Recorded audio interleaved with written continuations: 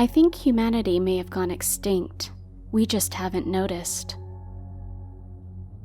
I hope beyond all else that I am mistaken, whether it's due to a misinterpretation of what I saw, if the events actually occurred, or that the events themselves were entirely fabricated by my then fatigued mind. I had just ended a long shift at work, and the energy drinks I had consumed during the day kept me mentally and physically hyperactive after my shift had ended. To expend the excess energy, I decided to go for a walk around my neighborhood. What some may call upper middle, my subdivision is a sprawling area where the suburban establishments coexist with nature rather than supplant it. Nature is kept at bay so as not to intrude upon man's mundane comfort, but also allowed to grow freely in segmented sections through which trails have been cut to allow for nature walks. The word harmony would be adequate to describe the balance established. I explain all this to provide an idea of the area, so that the weirdness of what happened truly resonates.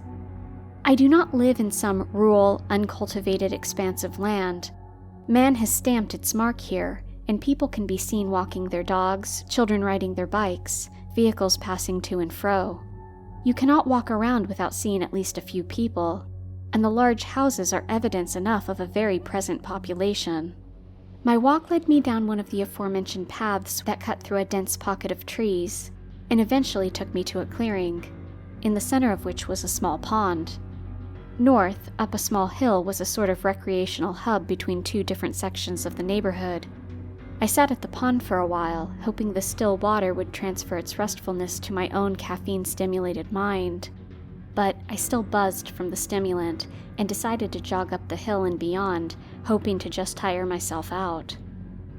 I arrived at the hub, benches, playground, and a building from which sporting equipment could be rented, and continued my jog towards the next portion of the path, which continued on the opposite side of the street.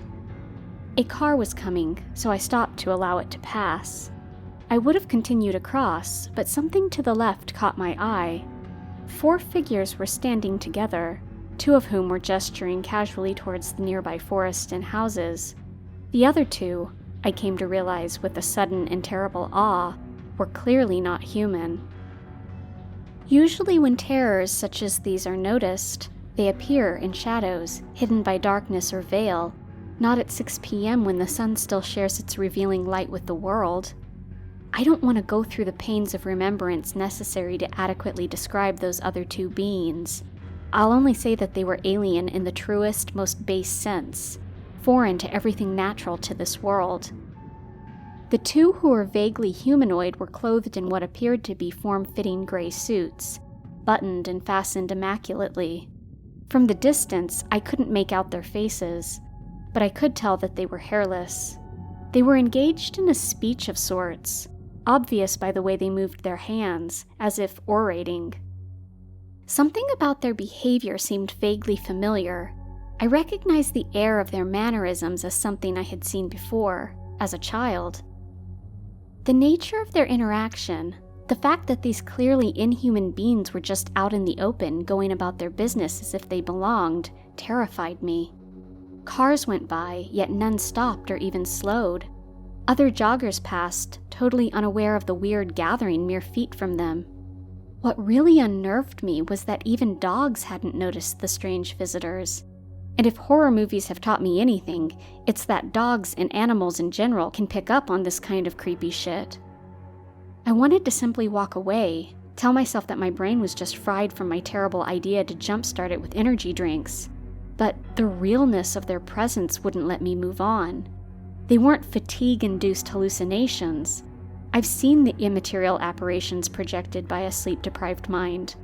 These 4 weren't anything like that. So without any other course of action left to take, I walked towards them. I was standing about 6 feet from the group, and not a thing changed. They hadn't noticed me, nor had they made any indication that they noticed the other people casually walking and playing throughout the area. This somewhat lessened my trepidation, because at least for the time being, they didn't appear hostile. The 2 formally dressed beings were still doing what was obviously some kind of presentation, and the other 2 seemed enthralled, though that's complete speculation on my part. I think it was my focus on them that pulled them into a state of awareness. One of them stopped speaking. At this proximity, I could see that they had no faces, just stretches of pale blue skin where mouths and sensory organs would be. This stretch moved in conjunction with their gesturing, like a facial pulsation, so I equated this to be the act of speech. One of them stopped, then looked around, as if it were trying to locate the source of the focus. I was practically right in front of him, and curiosity momentarily usurped my fear, causing me to focus even more on him. As I expected, his gaze honed in on my location. Though he still didn't see me as I saw him, he nudged his partner, who still ignorantly orated, and then the both of them stared at the spot where I stood. The one who hadn't first noticed me, we'll call him Tall, since he was taller, made a weird gesture with his right hand. He held it to his chest, fist at first closed, fingers facing me, then opened his hand slowly. He then pantomimed a motion that suggested the grasping of a ball, and then turned his hand to the left. Despite the abstract nature of this display, I got the sense that time was involved somehow. He ceased turning, and I felt a slight shift in the environment. Nothing dramatic or even really noticeable, but I sensed that a definite change had occurred. Whether it was localized to the immediate area around us or in the fabric of space-time, I couldn't tell you. I just know that things had been reversed, or that these visitors had rewound something. Then they truly saw me. The two presenters were immediately taken aback, their dual recoiling very human in nature, and the other two entities made movements denoting some incomprehensible reaction. Short, the shorter figure, did a series of gestures towards Tall. Tall made gestures that suggested attempts to calm the monstrous duo, who looked like nightmares beside us. Once they were presumably placated, Tall returned his attention to me. I could be wrong, but I think he actually straightened his suit and made efforts to regain composure, as if he planned on making a formal address.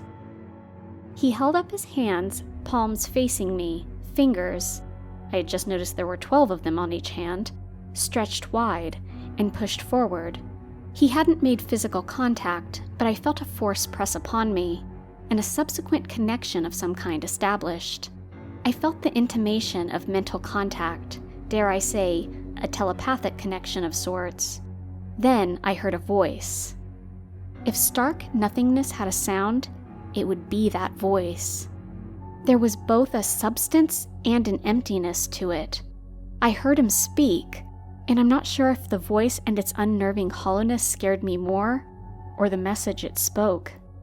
It said, "We're terribly sorry. We seem to have arrived a bit earlier than appropriate.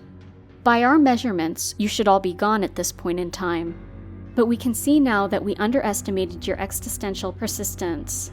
Please forgive us this intrusion. Unfortunately, our guests have expressed great interest in this planetary property and wish to make a purchase as soon as possible. We will expedite your removal shortly. Thank you for your continued patience in these coming weeks as we make the necessary adjustments."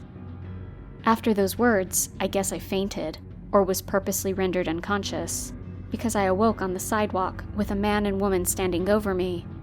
They said I had been jogging in place, staring at nothing, and suddenly collapsed. They helped me to my feet and left when I assured them that I was okay, just tired. I walked over to a bench and sat down, trying to process what had happened. It was then that the realization hit me. The familiarity of the visitors' mannerisms. They behaved just as the realtors had when my family first moved into this neighborhood 12 years ago. Showing off the house, making exaggerated gestures as they entered rooms to point out desirable features.